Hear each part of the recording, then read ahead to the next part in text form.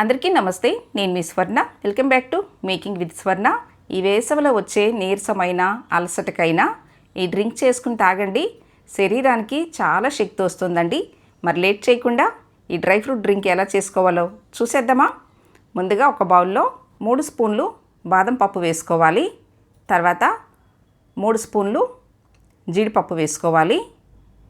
తర్వాత 2 స్పూన్లు పిస్తా పలుకులు వేసుకోవాలండి.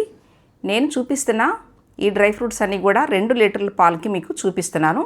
ఇప్పుడు వేడి వేడి నీళ్లు పోసి వీటిని ఒక 10 నిమిషాలు నానపెట్టుకోవాలి. ఇలా వేడి నీళ్లు పోసి నానపెట్టుకోవడం వల్ల మనకి బాదం పప్పు మీద ఉండే ఈ తోలు అనేది తొందరగా వస్తుంది. చూడండి, పైన ఇది తీసేసుకోవాలి.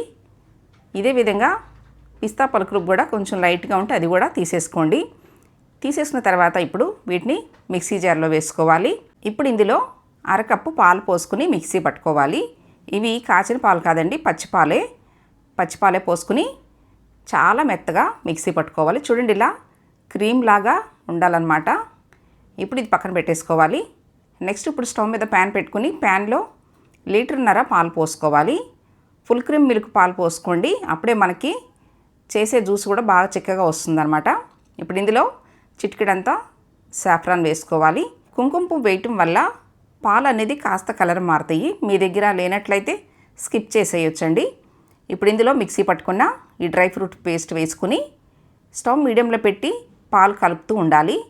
వేసిన తర్వాత ఇలా కలుపుతూనే ఉండాలండి. మనకి పాలు అనేది కాస్త చిక్కదనం వచ్చేంత వరకు కూడా ఇలా 10-15 నిమిషాలు కలుపుకోవాలి.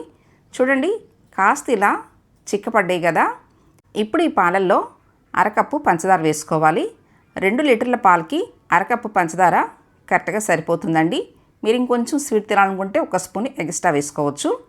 ఇప్పుడు వేరే బౌల్లో 2 స్పూన్లు కస్టర్డ్ పౌడర్ వేసుకోవాలి. వేసిన తర్వాత అరకప్పు పాలు పోసుకొని ఎక్కడ కూడా ఉండలు అనేది లేకోకుండా కలుపుకోవాలండి. పచ్చిపాలే పోసుకోండి, కాసిన పాలు అస్సలు పోయకూడదు.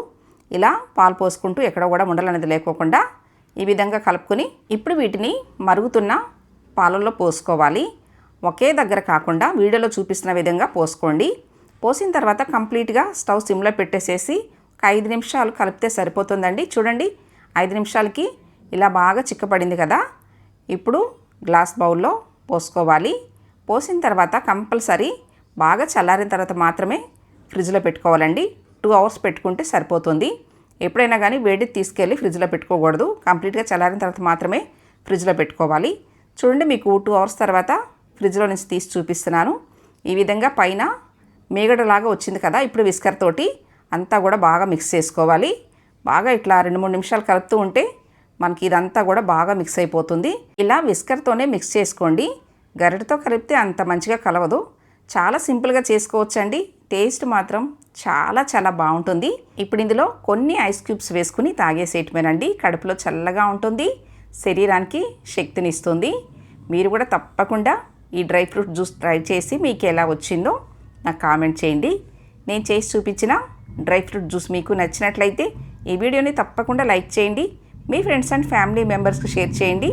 ఫస్ట్ టైం నా ఛానల్ చూస్తున్న వాళ్ళు తప్పకుండా సబ్స్క్రైబ్ చేసుకోండి. మరి ఎన్నో టేస్టీ వెరైటీ హెల్దీ రెసిపీస్ చేసి చూపిస్తానండి. Thanks for watching.